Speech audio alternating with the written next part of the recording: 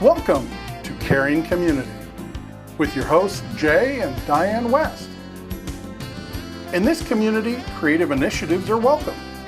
A culture of transformation is normal, and miracles are expected.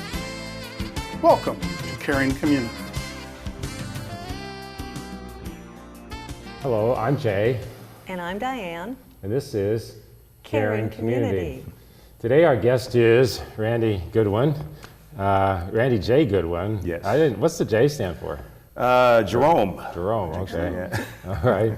And I met Randy last week here in town at a coffee place with another friend of mine who's going to be on the next show, and discovered that Randy's got a very illustrious background, interesting life, on television a lot, in movies a lot, has a strong walk with God, and appreciate you coming out. Thanks. Yes. Of course. Thank you for having me. And what coffee are you drinking today? This is a raspberry beret. Oh, raspberry beret. From Classic Rock Coffee. Yeah, they have the rock theme, 80s, 90s. Okay. And all right. Well, I met Randy, and I looked up on this website called IMDb. I don't even know what that stands for. the Internet Movie Database. Okay. And you've been in a lot of shows, a lot of TVs, a lot of shows and movies. This is what I got.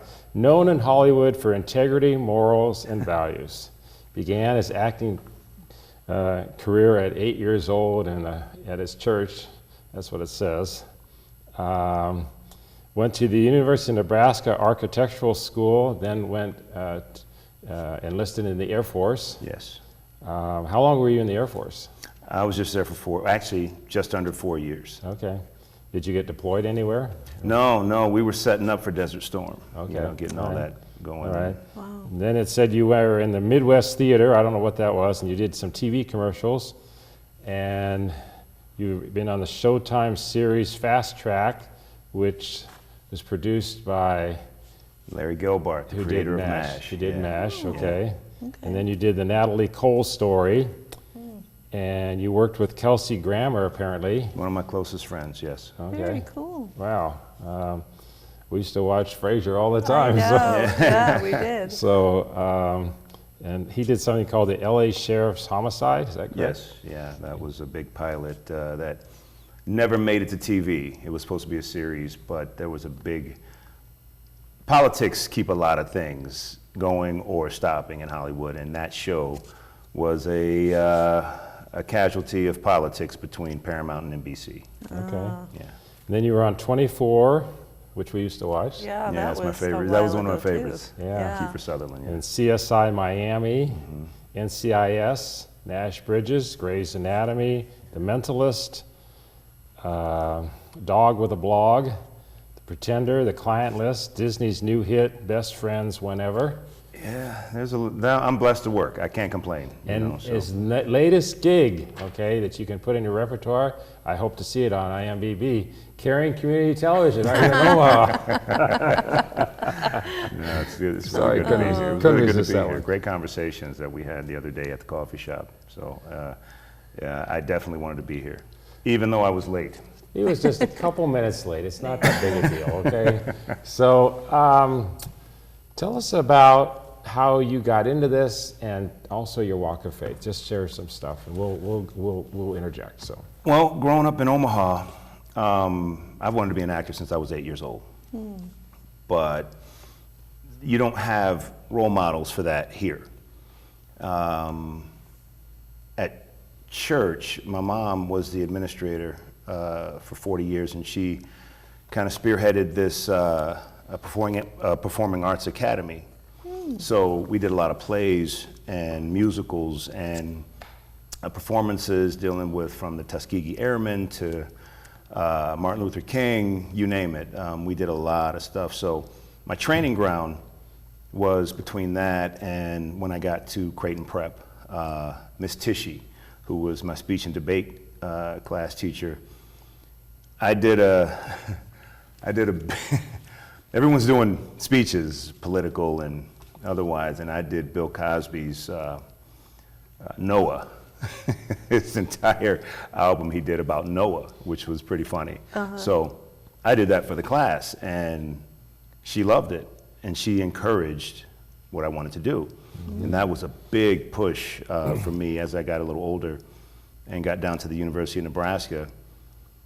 I did plays and musicals. I was a Kappa Sig down there with the entire Greek community. We would do performances. And I would sneak off when I wasn't playing ball because I got a little kind of recruited down there.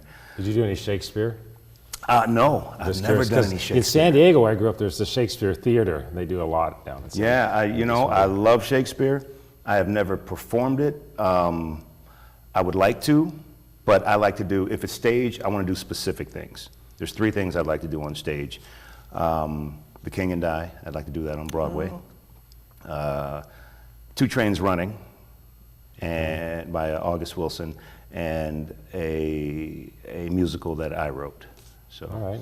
I'm not big on stage, but I love stage. I love going and watching other people perform. Sure. But, growing up, my parents kind of sent me down to Lincoln, and I went for architecture because they didn't think Hollywood was a viable road to take.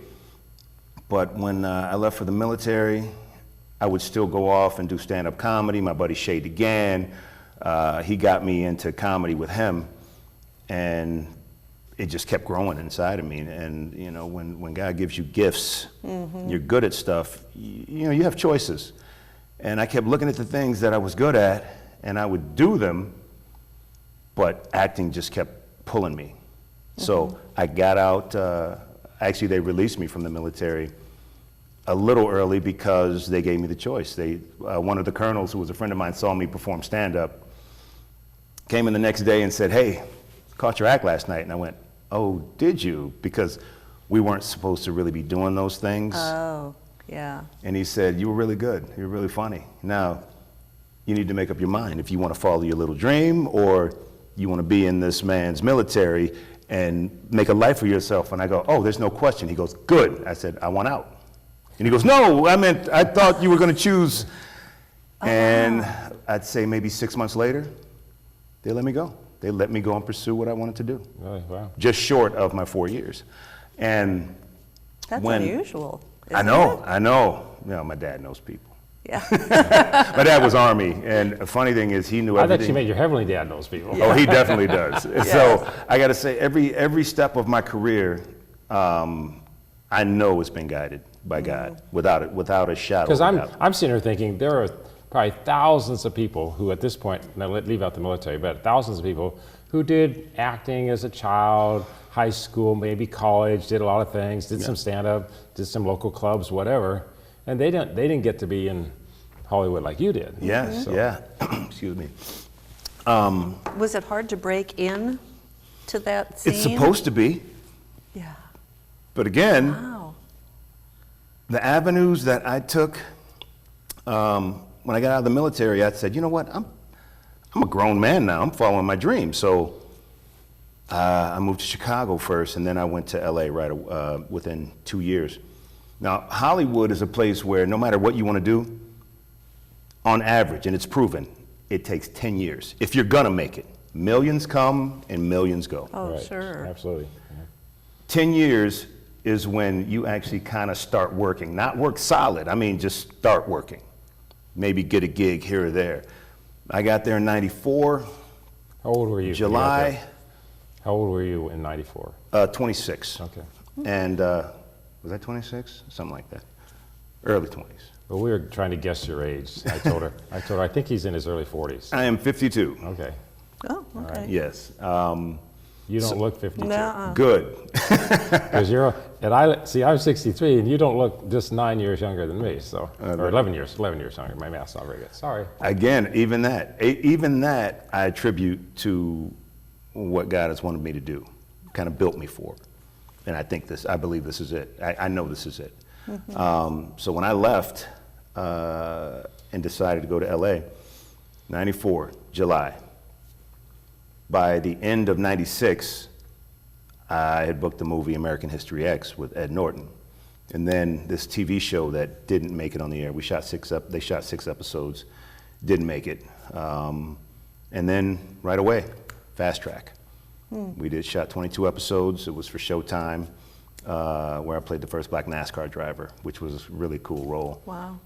And my career I just kept booking everything after that. So I've worked consistently since then.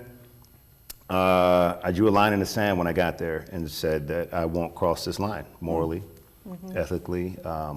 There are certain things that I will not do, and I get a lot of flack for it. But I'd say 10, 12 years ago, my manager called me up one day, and I had turned down another show. Agents don't like you to turn stuff down. No. Your manager, that's your guy. Or now my manager is Gina Rugolo. She is just like my first manager who got out of the business, him and his wife, and they just couldn't take the, how do you say it, the nonsense of Hollywood. They got fed up with it. And I remember when he left, he called me to tell me that they were getting out of the business and moving to Chicago. He said, "You were the bright spot of my career." And I thought, wow, thank you, man. I appreciate that. And he goes, "I wish we had more people in Hollywood like that." Yeah. And I went, wow, that's a pretty heavy compliment to take. And I thought, I must be doing something right. So you're a light. And these shows that I read off, they're roles, right? Yes, yes. They're not just standing in the crowd or whatever. So. Oh, you don't get credits for just standing around. Yeah. Everything you see, and that is another blessing in disguise, because usually when you start working, you get a role that it's called I always forget because I've never had to do them.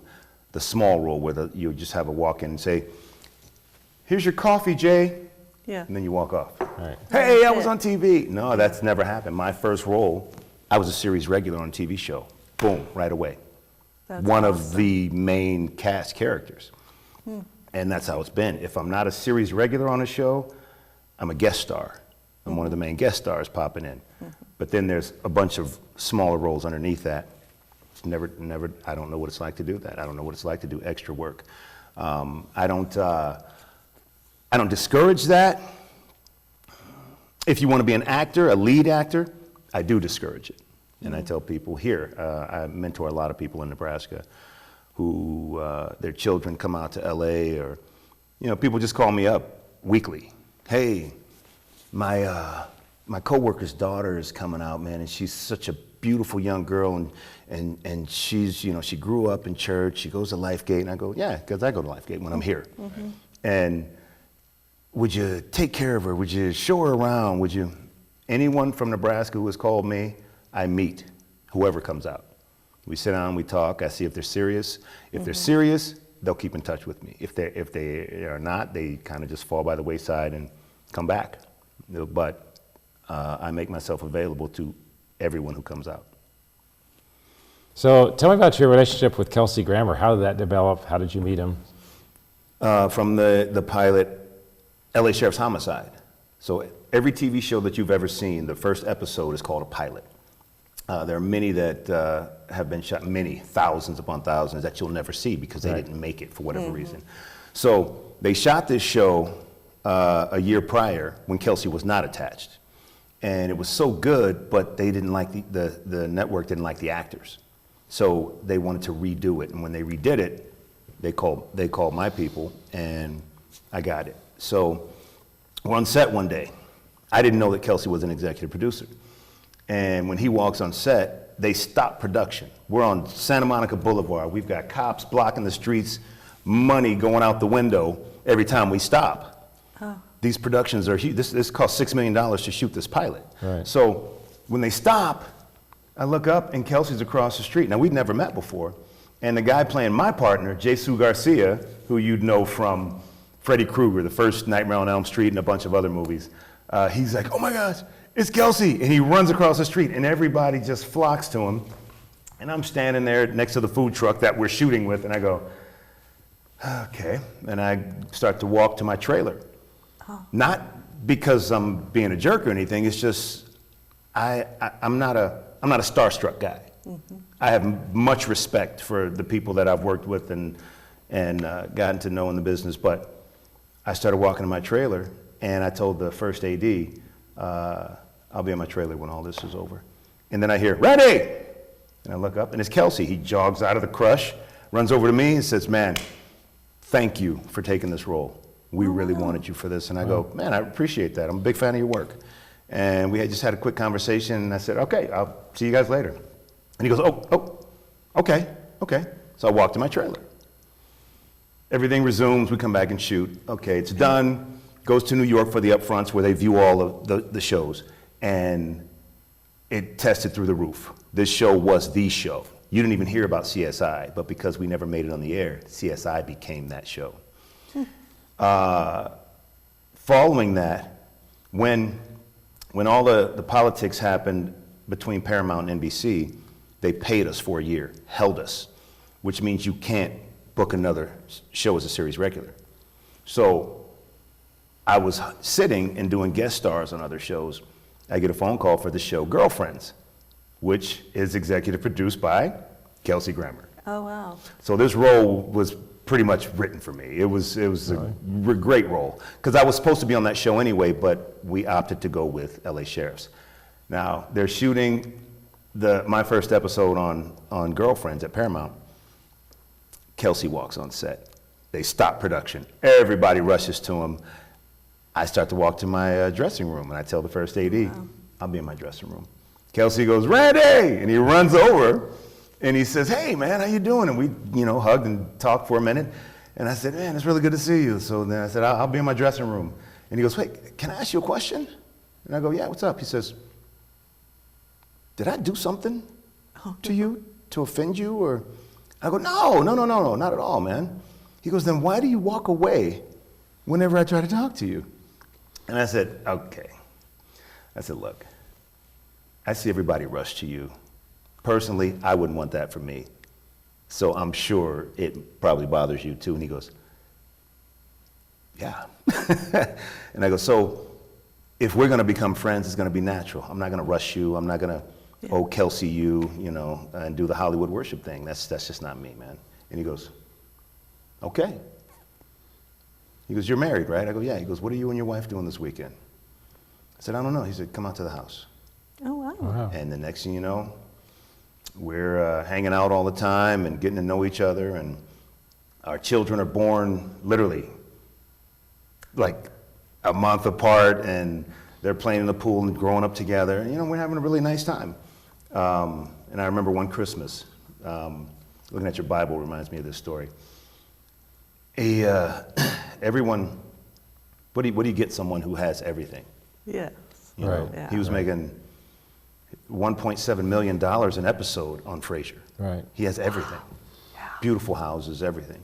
So I noticed his Bible was ragged because he's always in it. Oh yeah, people don't know that. Yeah. Oh yeah. Oh. So I was going to ask you if you had a relationship. Yeah, we would now. sit on the balcony and have great God conversations.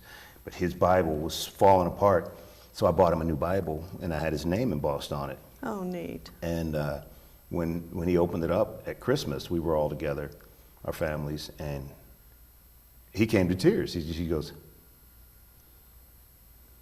and he just looked at me, and then he gave me a hug, and everybody's looking at me. He goes, best gift I've ever gotten. Oh. And a year later, we were at another function at a studio, and he told the story, and he goes, you want to know the best Christmas gift I've ever gotten was from this guy right here. That's pretty deep. Yes. So I just know that. So God's using you in other ways. Absolutely. Besides acting, Yes. but relationships and. I think that's the whole reason for it. Mm-hmm. I think that's the entire reason he gave me the ability to do this. I never took classes for this. We actually had that discussion at the coffee house the other day. We were talking about going through stuff to go to stuff, to go to someone to help somebody with something that we just gone through. Yes. Yeah. Because it hasn't been the easiest road, but whenever it's something, I can look back at everything that's happened that I know was a God moment and go, that's why he took me that route instead of this route. Right. And that happens a lot. Even with the film that I just directed, it just turned into every step of this film, he made it easy when I listened to him. Right, and we're going to talk about that. I'm going to adjust the schedule. I'm going to keep you for a second show if that's okay. Sure. And we'll talk about that film, and we'll let them see the trailer and all that, and then we'll reschedule some of our other things. So, You mentioned, I hope you're okay with a segue, just because people would be interested. No, okay? absolutely. There's nothing you can ask me that I would be offended by.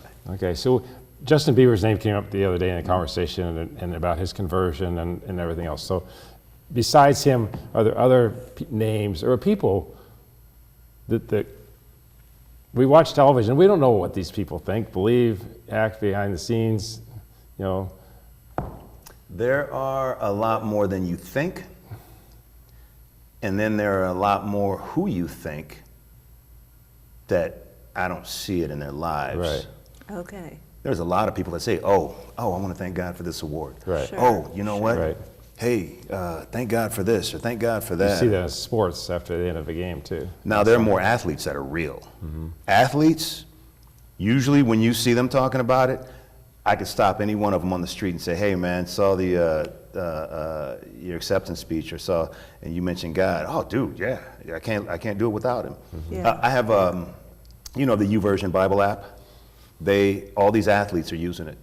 That's the app that I keep pushing on Facebook, and now this thing is just blown up.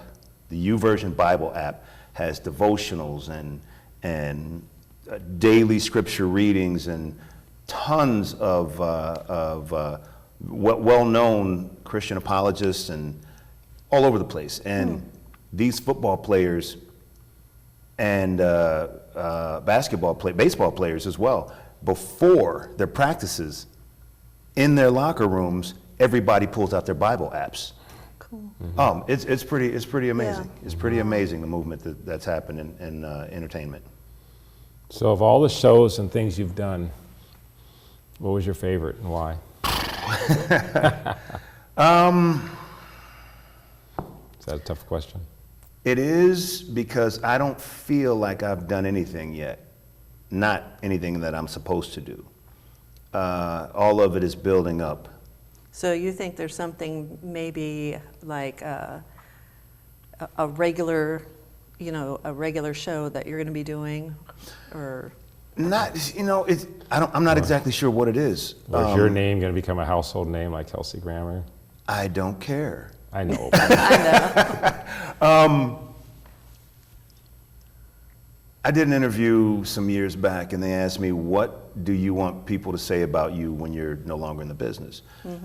And at the moment, I didn't really know, but directors that I've worked with more than once, the reason why I ask, if I'm working with someone or I'm on a series, I go up and I ask, hey, why'd you guys pick me? Okay. Or why did you pick me again? They say, first of all, you are so easy to work with. You're one of the most positive people that we've ever worked with. And two, you match like nobody we've seen, which means if we're doing a shot and I do my hands like this and we're talking, and this camera's on me, which it is now, and then when it switches to another camera, see, this is live, so the way it works with switching in the booth is different than how we shoot a film. Movies and 1-hour TV shows, it's single cam, so they shoot this scene of me talking, they get all this out of the way, then they go over my shoulder and shoot the two of you, get a nice 2-shot, and then they go back and we do a master, usually before, and then they cut it together. Right. It's all in editing is where movies are made. Wow. So with that though, once they do all of my shots, or we do the master, and everything I do in the master, in my head, I just instinctively remember to do that in your shot, even if it's over my shoulder, because they'll get just a quick flick of my hand coming down, and then when it's on me, I do the same thing. Right. So in the editing, it flows together nicely, as opposed to you see a shot when I'm talking to you, and then when it cuts to you guys talking, then it shows me turning, saying the exact same thing, and there's just an odd little. I catch errors in yes. shows. I yes. catch them, and I'll go. You'll see a scene, and maybe he's looking one way, and then suddenly, I don't know. You just see it. Yeah. You see an error. Yeah. You see different color shoes. You see all sorts of things that weren't there in the original. You know what I'm saying? The pavement wasn't wet, now it's wet, yeah, or whatever. I mean, we see, or a coffee cup that was there and suddenly it's not there and then it's back. Yes. It's there, or it's gone, and then it's back. There's this much water in it, or coffee, right. and then it comes right. back and there's this much coffee right. in it. Right. That's because continuity doesn't pay attention like they're supposed to. I used when I'm a series reg, I do that on purpose. If I'm playing, like, we'd be in a scene and we'd do it, and then between takes, I switch my watch on purpose just to see if they would catch they'll it. catch it. Oh. Yeah, and if they don't, it ends up on TV. And then someone goes, "Oh my goodness, dude, your watch is on the wrong hand." Or I've changed the color, I've changed my tie. Well, we've heard that there's some That's shows, they have a hilarious. color of the day for wardrobe. Yeah, some do, yeah. And Yes, so they you do. kind of see, they're all wearing, like we're watching FBI the other night, they were all wearing gray and blue. You know, and then the next show, time we watched it, they were all wearing green and yellow or Yes, whatever. It's like, yeah, you know. they keep a color scheme. Yeah. That's wardrobes. That's what they do, and then they present it to the producers, and the producers say, "Yeah, we like that color. Let's go with it." But then I'll take that green tie off and put on a green tie with yellow stripes in it and see if they catch it. And sometimes they do, sometimes they don't. If they don't catch it, I just go, "You guys didn't do your job." They go, "What are you talking about?" "Watch the episode. Watch the episode." And then they come back the next week and go, "Dude, come on, man." I go, "That's your job, man. That's your job." but you're messing with them. messing with them, yeah. You're supposed to be the easiest guy to work with. That's what the director was saying. Now you're creating an environment going, we're not sure, he's a prankster. That stand-up comedy is coming in the show. Yeah. It's fun, but they in order for everything to work smoothly and look great, you got to be on your toes. Right. And those little things are things that you can get past because most of the time the audience doesn't catch it. There's some people who do, but with them it's a big deal because of Part of my being on my toes is, even though we had a disruption, I got to stop this segment. But we're going to come right back. Thanks for tuning in to Caring Community with our guest, Randy Goodwin. We'll be right back with our second show. You're going to love it. Stay tuned. God bless you. Thanks for tuning in.